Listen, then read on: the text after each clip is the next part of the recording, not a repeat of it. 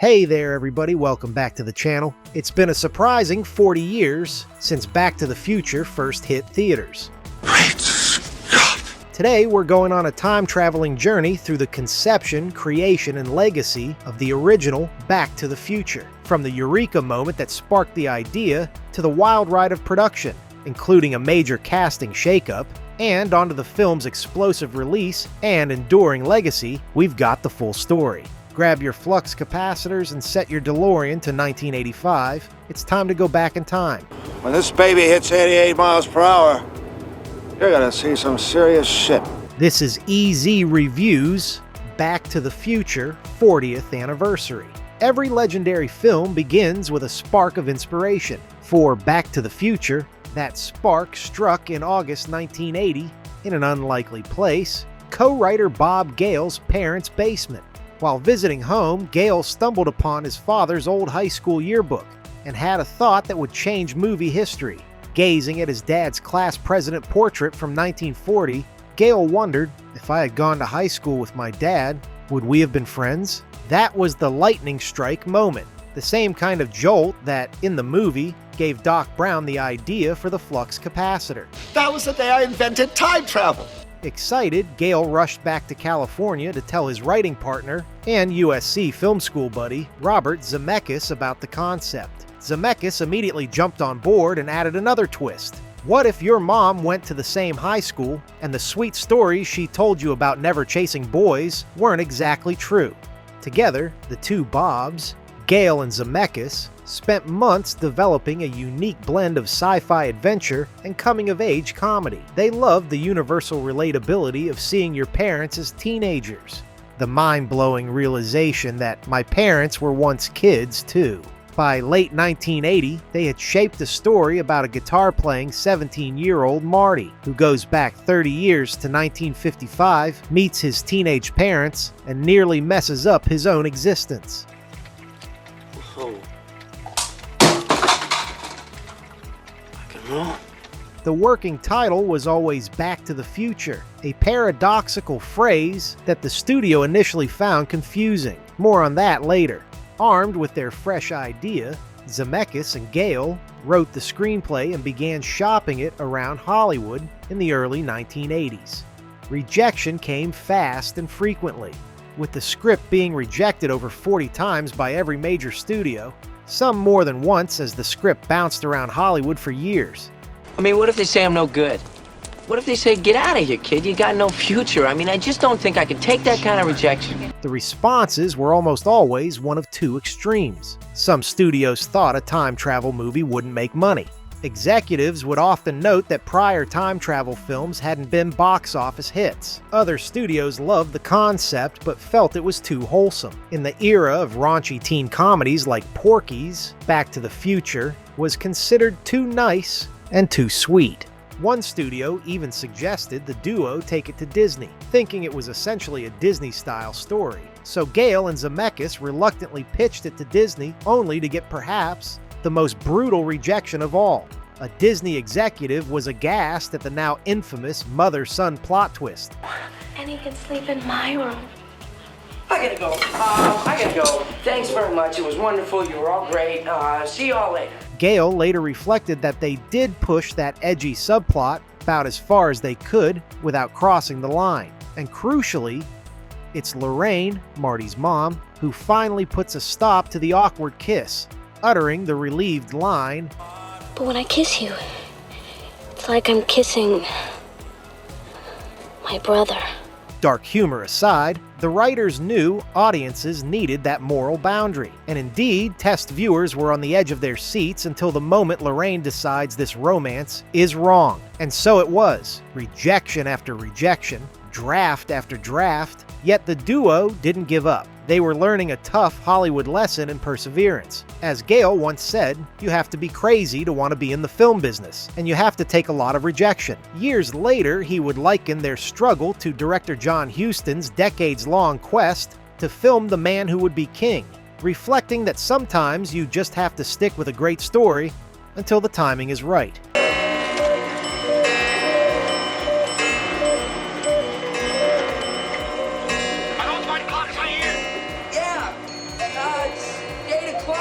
One person, however, believed in the film from the very beginning: Steven Spielberg. Spielberg had been a mentor to Zemeckis and Gale ever since their college days, and had produced their earlier films, I Want to Hold Your Hand and Used Cars. Spielberg read the script and was very eager to get it made, recognizing its slam dunk potential. But Zemeckis and Gale were hesitant to accept his help at first. Why on earth would anyone refuse Steven Spielberg? Because, as Zemeckis told him frankly, "We're afraid that if we do this picture with you and it tanks, nobody will give us another job. We'll just be those two guys who only get work because their buddy Steve signs on." They had already had 2 box office misfires with Spielberg's name attached: the above-mentioned films, plus Spielberg's own 1941, which Gale and Zemeckis had written. The two Bobs felt they needed a hit on their own to earn Hollywood's trust. That hit came in 1984 when Zemeckis directed Romancing the Stone. The adventure comedy became a surprise smash, finally giving Zemeckis clout as a bankable director. Suddenly, Back to the Future went from studio poison to hot property.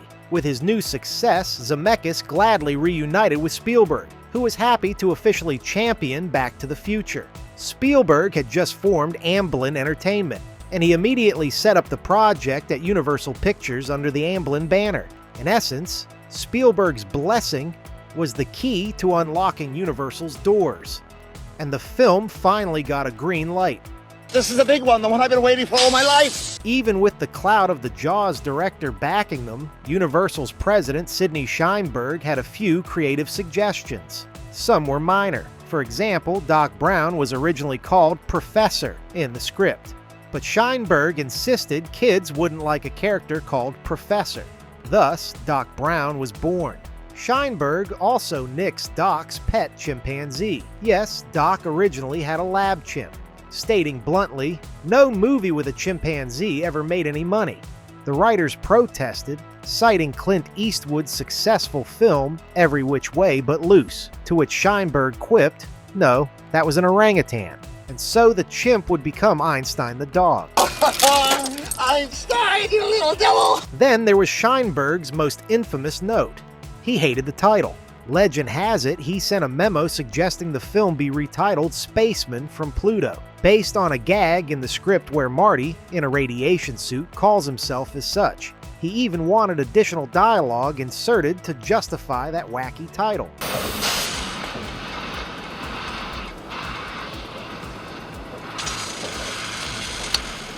Spielberg deftly diffused this idea by replying with a thank you note, calling Sheinberg's idea a wonderful joke, causing the embarrassed executive to drop the matter. Thus, thankfully, Back to the Future retained its moniker. With the studio's notes addressed, Gale and Zemeckis had a final rewrite ready. The script was tight as a drum. Every setup had a payoff, every scene propelled the story. Zemeckis later said of the finely tuned screenplay, every line of dialogue, every beat, every shot is doing what movies are supposed to do. There's not a single extraneous frame. Spielberg himself called the script near perfect. He knew a hit when he saw one. The production was a go for late 1984, with a budget around $19 million and a planned release in summer 1985. It's taken me almost 30 years of my entire family fortune to realize the vision of that day. With backing secured, the next challenge was assembling the cast. The team had their hearts set on Michael J. Fox for the lead role of Marty McFly from day one. Fox was perfect. At 22, he had the youthful looks, the comic timing, and the everyman likability the role needed. There was just one problem. Fox was already the breakout star of the hit TV sitcom Family Ties, and its producer wouldn't allow him to commit to a feature film schedule.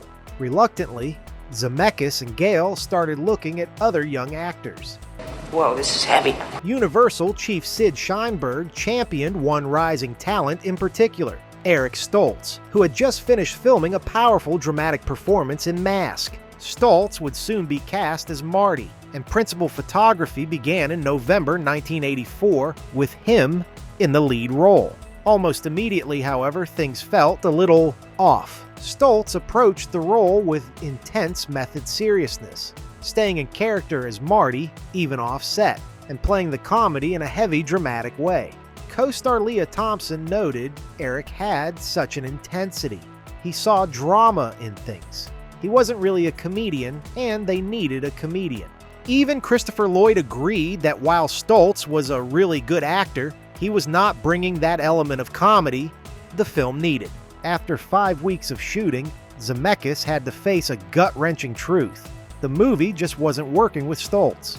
He and Gale made the agonizing decision to request removing their lead actor, a nearly unheard-of move that late into production. Fortunately, Sid Sheinberg remembered his promise.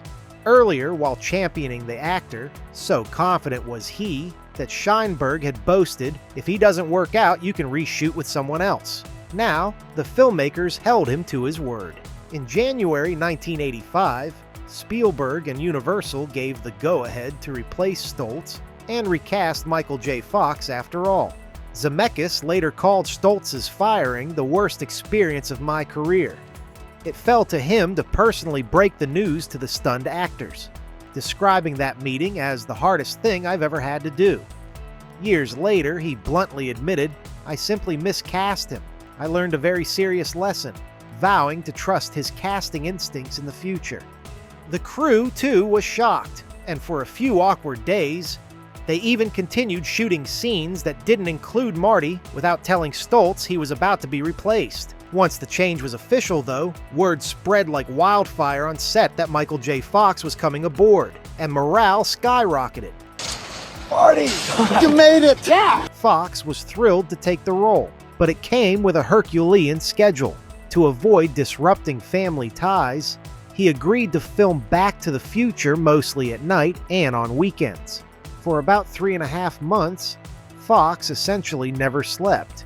He would rehearse the TV show by day, wrap at 5:30 p.m., then a studio driver would ferry him to the movie set for an all-night shoot until dawn. He'd catch a couple hours of sleep in a van, or at home, then do it all again. Fox even joked to Zemeckis and Gale, "Sleep? I'm only 22. What do I need sleep for?" Despite the grueling routine, Fox's energy on camera is boundless. His natural comic chops and boyish charm electrified the production. Bob Gale would go on to say that once Michael started performing, you could just feel it. This giant weight lifted. Everybody said, "It's going to be great. This kid is Marty McFly." Michael J. Fox's very first night on set was filming the scene in which Marty McFly and Doc Brown test the time-traveling Delorean in the Twin Pines Mall parking lot. What did I tell you? Fox and Christopher Lloyd developed an instantly endearing chemistry as Marty and Doc, the wide-eyed teen and the wild-eyed scientist that became the heart of the film. Gale would even go on to say that a good actor makes everybody else look better.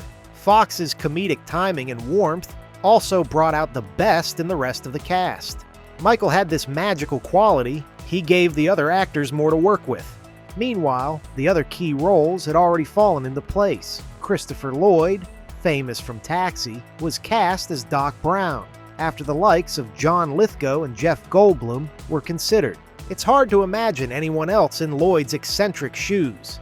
He even contributed to Doc's look, insisting on the character's shock of white hair styled to resemble Albert Einstein meets Beethoven, or as Lloyd said, conductor Leopold Stokowski. Leah Thompson signed on as Lorraine Baines, Marty's mother in 1955, and Crispin Glover as George McFly, Marty's father. Glover, in particular, brought an oddball intensity to George's nerdy mannerisms. Just watch his awkward laugh after knocking out Biff. As for Marty's nemesis, the bully Biff Tannen, the role went to stand-up comic Thomas F. Wilson, who gave Biff a hilarious oafish menace and endured a real knuckle sandwich from Stoltz during those early takes. Even smaller roles carried fun details. The band at the Enchantment Under the Sea dance featured Marvin Berry, a nod to rock legend Chuck Berry. Chuck! It's Marvin! Your cousin, Marvin Berry! And remember the stuffy, nerdy teacher who tells Marty's band, "I'm afraid you're just too darn loud during auditions"? That's a cameo by Huey Lewis, the very musician whose song The Power of Love Marty is playing. Huey agreed to appear only if he could be in disguise and uncredited, hence the big glasses.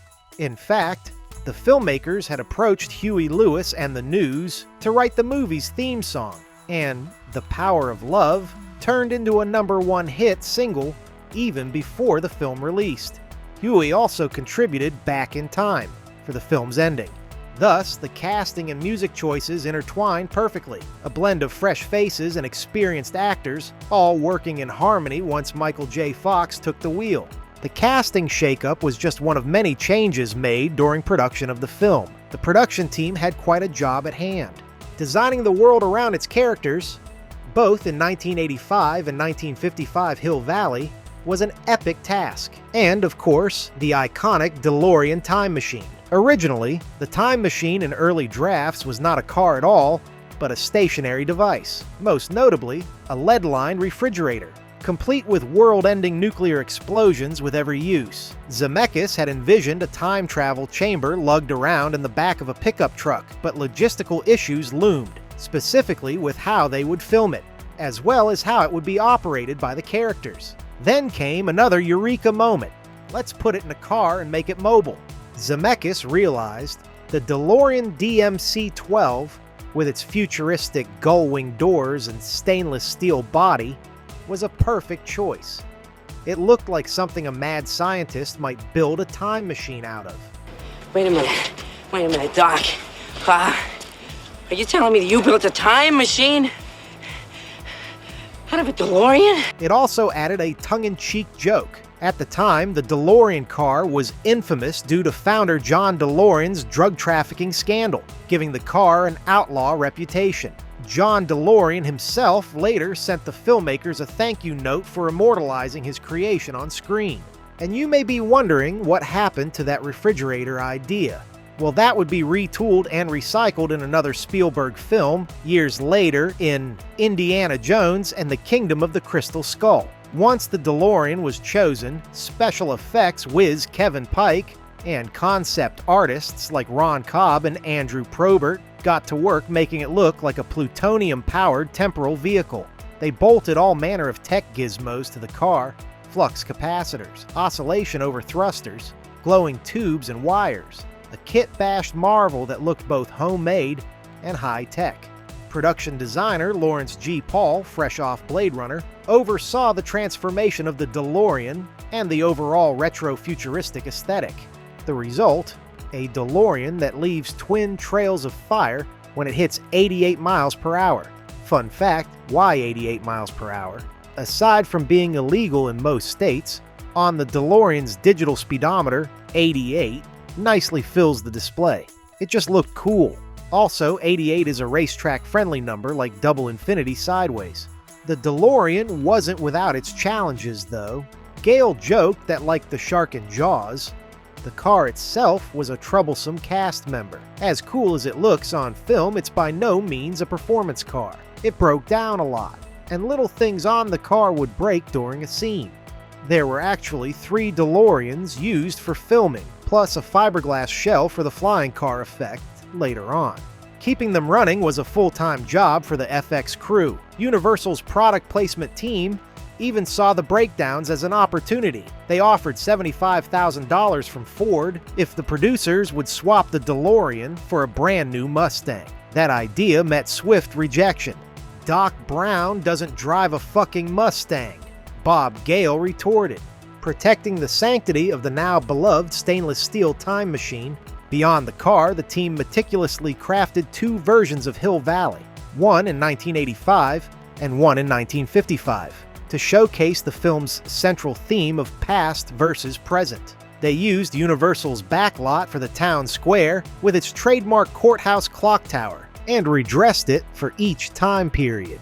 In 1985, the town has a worn, graffiti-tagged vibe. The courthouse is now a dilapidated city hall with an out-of-order clock, and Lou's Cafe has become Lou's Aerobic Fitness. In 1955, the same square is in its Leave It to Beaver prime. The movie theater marquee advertises Cattle Queen of Montana, a real 1954 Western, and the storefronts gleam with mid-50s optimism. The art department even ensured the Texaco gas station appears in both years. In '55 with cheery uniformed attendants, and in '85 as a lone self-serve pump, to show how times changed. They also had fun with period Easter eggs. In 1955, a campaign banner for Mayor Red Thomas hangs in the square. And in 1985, an old derelict named Red, who once was mayor, mutters about crazy drunk drivers. The film is loaded with these little mirrored moments. So you're my Uncle Joey. Better get used to these bars, kid. Costumes also helped to sell the time warp. Marty's 1985 outfit was altered from Stoltz's earlier, mostly muted, all-black denim and Converse look, to a red down vest, blue jean jacket, and white sneakers. This new outfit was deliberately chosen to look outlandish by 1955 standards, prompting characters to ask why he's wearing a life preserver in many scenes. Conversely, Doc Brown's suit in 1955 is a dull brown, contrasting with his wild radiation suit and lab coat in 1985. And who could forget Marty's yellow radiation suit stolen from Doc's plutonium kit, which he dons to scare George as Darth Vader from planet Vulcan. That scene is a treasure trove of pop culture nods, with references to both Star Wars and Star Trek, and perfectly captures the film's sense of humor about past and future. It's also one of many moments that nearly got trimmed. After all, the film was running long, but test audiences loved the Darth Vader gag, so it stayed. Ooh, suddenly the future's looking a whole lot better. The skateboard chase scene in downtown Hill Valley, with Marty clinging to vehicles and Biff's car ultimately crashing into the manure truck, required careful coordination of driving stunts and posed some danger. Tom Wilson, Biff, did some of his own driving and acting in that sequence, and got a face full of real dust and fake manure. For Marty's makeshift skateboard, the team used an authentic, classic, wooden scooter that Marty smashes the top off to create the skateboard. A nice detail showing Marty literally inventing the skateboard in 1955. And, during the clock tower climax, Christopher Lloyd did many shots suspended on the cable dangling from the clock ledge, with a stunt double for the wide shots. Even the effects shots were handled with clever simplicity, given the era. 1985 was still years before CGI. Industrial Light and Magic, under supervisor Ken Ralston, provided approximately 30 visual effects shots. Modest by today's standards, these included the DeLorean's time travel transition, a practical white flash and fire trails blended into the scene by composite. Jesus Christ, Doc, you disintegrated Einstein! The fade-out photograph of Marty's siblings, accomplished with multiple stills and some optical printer magic, and Marty's hand slowly vanishing while he plays guitar. An old-school Mad effect. The lightning bolt that strikes the clock tower was a hand-animated lightning effect combined with practical sparks, all relatively low-tech, but executed so well that they still hold up. Zemeckis insisted that effects should never overshadow the story. Gale noted Bob is a big believer in never stopping the movie to show off FX, so every effect serves the plot. Blink, and you might even miss that the Twin Pines Mall sign subtly changes to Lone Pine Mall after Marty plows over one of Old Man Peabody's pine trees in 1955. And the film is so tightly edited by Arthur Schmidt and Harry Karamidas that it breezes through 1 hour 56 minutes without fat. Quite a feat, considering they shot extra material, like Marty watching his mother cheat on a test in a 1955 classroom. Holy shit. She's cheating. That was later trimmed for pacing. No great adventure movie is complete without a rousing musical score, and for Back to the Future, Alan Silvestri delivered an absolute classic. Zemeckis had worked with Silvestri on Romancing the Stone, albeit to Spielberg's initial chagrin, as the famed director reportedly found that score a bit too light. Silvestri ran with it, crafting a main theme that blasts off with bold brass fanfare and a sense of triumphant adventure. He later observed that the film had an interesting paradox. It's set in a small-town 1950s Americana backdrop, but it had all of these big themes, a story about great friendship, great challenges, and heroism. So he decided the music should play against the images by being grand and epic, lending Marty and Doc the larger-than-life heroism they deserve. The result is one of the most recognizable film scores of the 1980s. "I needed some kind of heroic theme," Silvestri said, "something identifiable that even a few notes would conjure the rest of it, with a payoff within the theme itself." Indeed, just hum the first 4 notes of the Back to the Future theme, and many people can finish it. The score's ticking clock motifs and soaring strings perfectly amplify the suspense in sequences like the lightning storm finale. On the sound design side, the film's audio team gave us memorable effects like the Delorean's whooshing engine, a blend of an actual V8 and creative synthesizer hums, the electric crackle of the Flux capacitor, and of course the comedic poof of dissolving time travelers leaving flaming tire tracks behind. They even won the Academy Award for Best Sound Effects Editing for their work. And let's not forget the contributions of Huey Lewis's songs. The Power of Love, which Marty blasts on his Walkman and which plays triumphantly as he heads to school early in the film, became a chart-topping hit in 1985, introducing the film to radio listeners before release. It was even nominated for an Oscar for Best Original Song, capping off the film's musical legacy. As filming wrapped in late April 1985, Universal held test screenings to gauge audience reactions. The response was through the roof. Audiences loved the film, so much so that Sid Sheinberg made a bold move. The film's release date was bumped earlier from August to July 3, 1985, to capitalize on 4th of July weekend and give it a longer summer run. This decision set off a frantic post-production race. The team had just 9 weeks to finish editing, sound mixing, and visual effects. They were literally working on final touches days before premiere. In fact, Back to the Future was delivered to theaters so last minute that some special effects weren't 100% complete. Nobody in 1985 noticed. But the gamble paid off spectacularly. The film opened at number 1 and stayed there for the next several weeks. Word of mouth was incredible. In its second weekend, it grossed even more than the first, a sure sign of a runaway hit. Ultimately, Back to the Future became the highest-grossing film of 1985 worldwide, earning about $381 million globally on that $19 million budget. In North America alone, it made around $210 million during its initial run.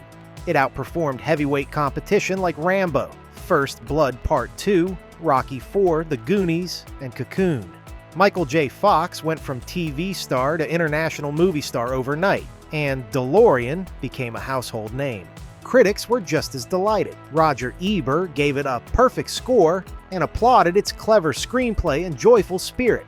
The critical consensus praised the film's witty time travel plot, the charming performances, Fox and Lloyd's chemistry in particular, and its blend of humor, heart, and high adventure. It wasn't just a fun summer popcorn flick, it had soul. The film earned multiple award nominations, 4 Academy Award nominations in total, including Best Original Screenplay for Gale and Zemeckis, Best Sound and Best Song, and it won the Oscar for Sound Effects Editing as mentioned. It also won the Hugo Award for Best Dramatic Presentation and swept the Saturn Awards, winning Best Science Fiction Film, Best Actor for Fox, and Best Special Effects. Perhaps most rewarding to Gale and Zemeckis, Back to the Future proved all those early naysayers wrong. Audiences across all ages and countries were enchanted, and not at all turned off by the sweetness or the edgy, Oedipal humor. Gale has said the film works because it has heart. It's ultimately about how one person's choices and confidence can change their destiny. Witness George McFly's transformation from coward to hero. That positive theme resonated universally. Even President Ronald Reagan was a fan. As they said in the film, Back to the Future, where we're going, we don't need roads. Besides quoting Doc Brown's Roads line in a speech, Reagan allegedly had the projectionist rewind the film's joke about him when Doc exclaims in disbelief, Ronald Reagan, the actor? At the idea of Reagan as president. The Gipper was amused, and so were millions of others. 40 years later, Back to the Future remains as beloved as ever, truly a timeless classic. Its immediate success in 1985 spawned two back-to-back sequels, Part 2 in 1989 and Part 3 in 1990, which followed Marty and Doc to 2015 and 1885, respectively. The sequels were also box office hits, over $300 million each worldwide, and cemented Back to the Future as a full-blown trilogy franchise rather than a one-off film. Soon came a wave of merchandise and spin-offs. An animated Back to the Future TV series ran from 1991 to 1992, with Doc Brown appearing in live-action segments, and Universal Studios built Back to the Future: The Ride, a groundbreaking motion simulator attraction that opened in 1991 in Orlando and later in Hollywood and Japan. The ride let fans join Doc on a time travel chase in a custom Delorean, and it thrilled park-goers for years before retiring. Its plot even had Biff stealing the time machine, a mini-sequel of sorts. The film's cultural impact is immense. It's frequently ranked among the greatest science fiction films or greatest 80s movies of all time.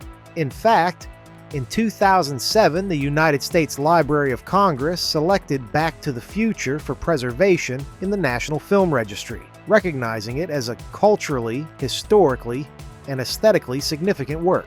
The American Film Institute lists Marty and Doc among cinema's iconic duos, and quotes like "Roads," "Where we're going, we don't need roads," and "Great Scott" have entered the pop culture lexicon.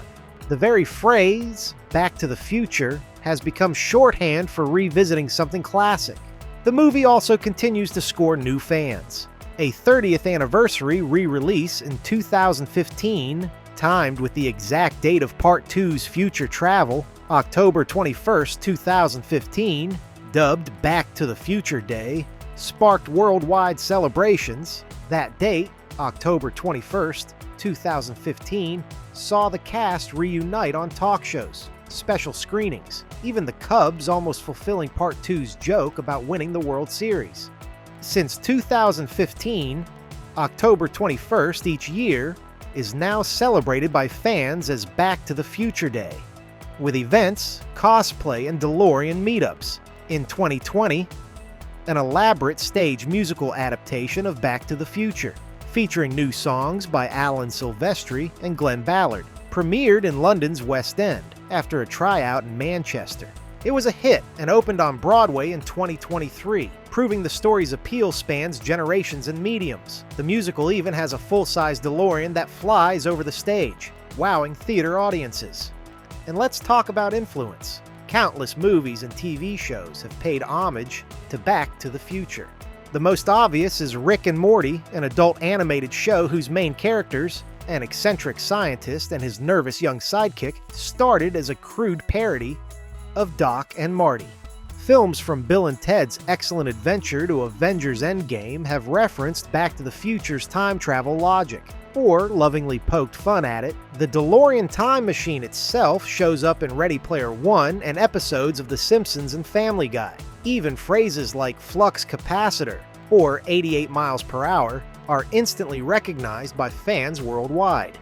The film's mixture of sci-fi, comedy, and heart set a template that many adventure movies tried to emulate. Crucially, Back to the Future endures because it's not just nostalgia for the 1980s or the 1950s, it's the story. At its core, it's a story about family, friendship, and the idea that anyone can change their fate for the better. As Gale put it, the movie reminds us we have a certain amount of control over our own destiny, that the choices we make when we're young can affect how things turn out when we're older. Wrapped in a fantastical time travel premise, that message hits home in a very fun way. And of course, it doesn't hurt that the film is endlessly entertaining, a near-perfect cocktail of laughs, thrills, and warm fuzzies. So here we are in 2025, celebrating 40 years of Back to the Future. The film that once struggled to get made has become a multi-generational touchstone. It's hard to imagine a world without Marty McFly and Doc Brown. without DeLoreans and Flux capacitors, without knowing that Johnny B. Good's solo by heart. As Doc says in the final scene, looking to the endless possibilities ahead, your future is whatever you make it, so make it a good one. In hindsight, Gale and Zemeckis certainly made our future a little brighter by giving us this film. Thanks for riding shotgun on this 40-year journey. If you ever wire up a flux capacitor in a DeLorean, remember, at 88 miles per hour, you're gonna see some serious stuff. This is EZ Reviews. I'll see you next time.